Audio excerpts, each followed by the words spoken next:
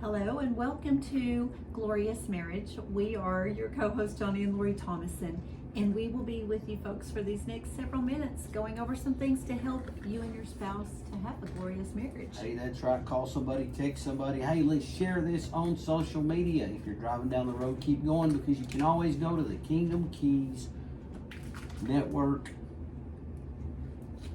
podcast. It's on the website. Yeah, there we go. I had so much all bundled up in there. That's why we're Team Thomason. There we go. Fill in Team thoughts for each other. That's right. It's on the podcast, on the web. It'll be on the website, kingdomkeys.org. Podcast, Find Glorious Marriage, and this one is Glorious Resolution, part number 5. That's right. Hopefully we'll be able to wrap this up. We'll put a bow on it. Man, oh man, 5 parts in Glorious Resolution. Why? Because we have to attack this thing and help people out.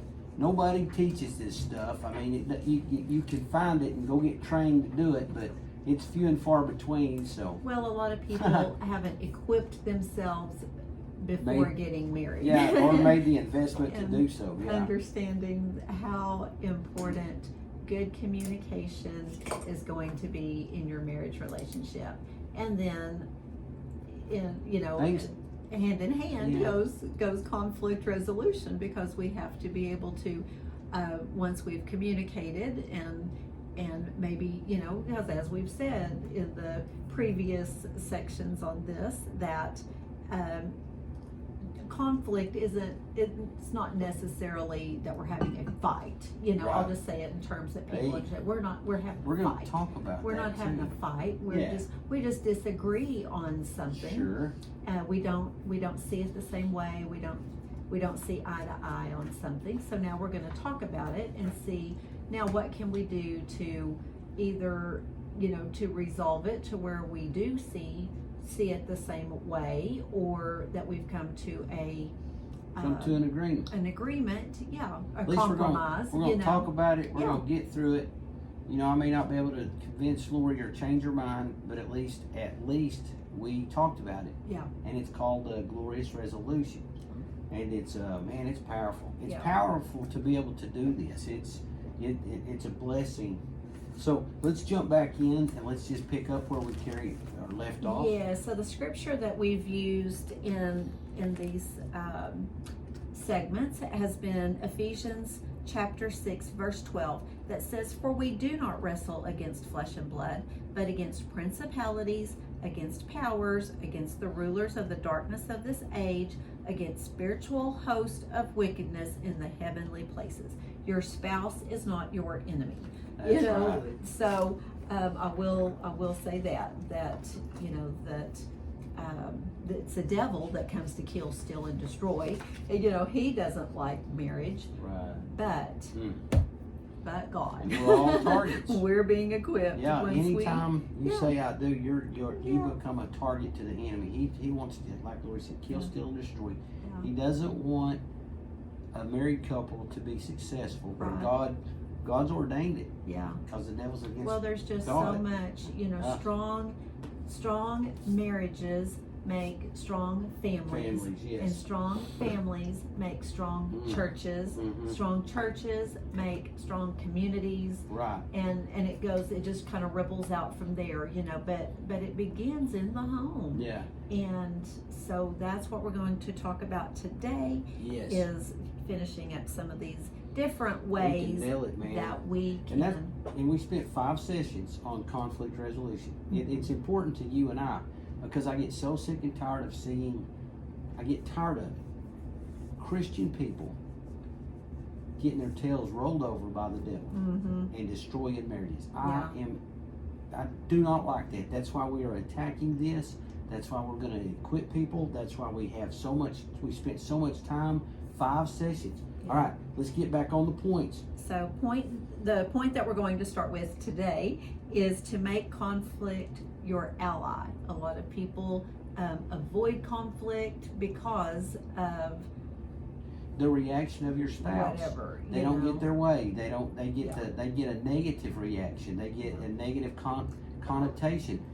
Conflict to me is like, I don't want to do that. Yeah. Let's just get along. Yeah. Nobody wants to have that. But Well, let's when you make it look an at ally. as an ally. Because it's an opportunity to resolve a disagreement. Yeah, when we understand that a poorly handled conflict can actually damage marriage, then we know that we've got a part to play in this. We know we've got work to do, but because when it's handled wisely, it actually leads to greater intimacy. It leads to trust. You know. Yeah, more trust. More trust. And more intimacy, more vulnerability. Yeah. Women are naturally more vulnerable than men. Men have a hard time with that. But if it's handled properly, then a man will let his guard down, so to speak, with his wife. Yeah. Where he will not do that with anybody else. Yeah. And that would be a reason why people avoid conflict resolution, because they've attempted vulnerability and they've gotten hurt. Yeah. So well, if it's escalated to where there's anger involved, we've got to make sure that we're using our anger constructively and not destructively. Amen. And there's different, that's another tip for another day, but there are ways that you can do that. And to focus on the problem at hand. Again, Yes. Going back to that Ephesians chapter 6, verse 12, we look at the problem, not the person. Yep. You're who I see, you're who I touch, but you're not the problem. Mm-hmm. And a lot of people forget that. You're who I see, you're who said that, you're who acted however, whatever, but still, that's not the problem. The problem are these spirits and principalities that are clicking and clanging over us, wanting us to be in a argumentative situation. We just want to talk. It's called good communication. That's right. And what That's right. we finished a series not too long ago about how to communicate. Mm-hmm. Next point, fight fair. And I don't like using the term, Lori doesn't like using the term to fight fair, but if you're going to fight, listen, if your conflict moves up to the next level to where it's a little bit heated, let's make it fair. Let's don't call each other names. Yeah, we're going to communicate fairly. Hey, listen, if we're gonna call each other names, it's gonna be sweetheart, love muffin. Yeah. It's gonna be sweetie. It's gonna be good looking. It's gonna be big Mac Daddy. It's gonna be sweet terms of endearment. It's not gonna be negative connotations. Don't call each other names. Yeah.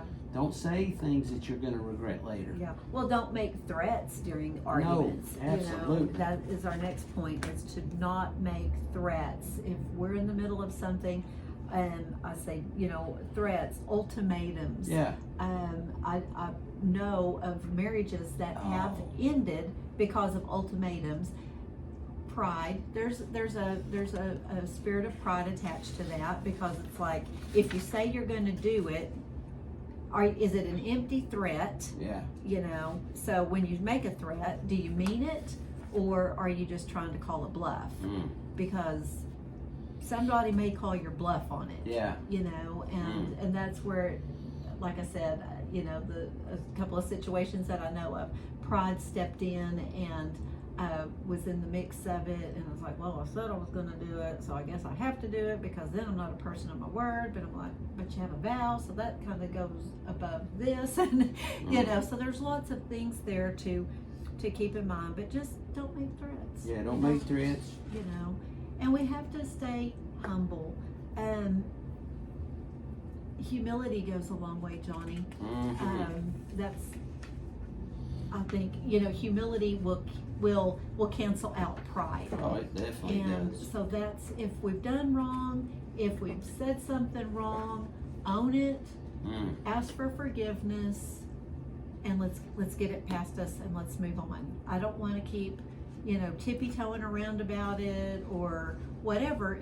If something's gone on, let's just own it. Let's ask for forgiveness. Let's grant forgiveness. Absolutely. And let's move on. Works both ways. Let's get it behind us. But we have to make forgiveness a habit. Have to make that a habit. Absolutely. That's good. Hey, let me run down the list real quick. We have a few minutes left. Can I just kind of go over real quick?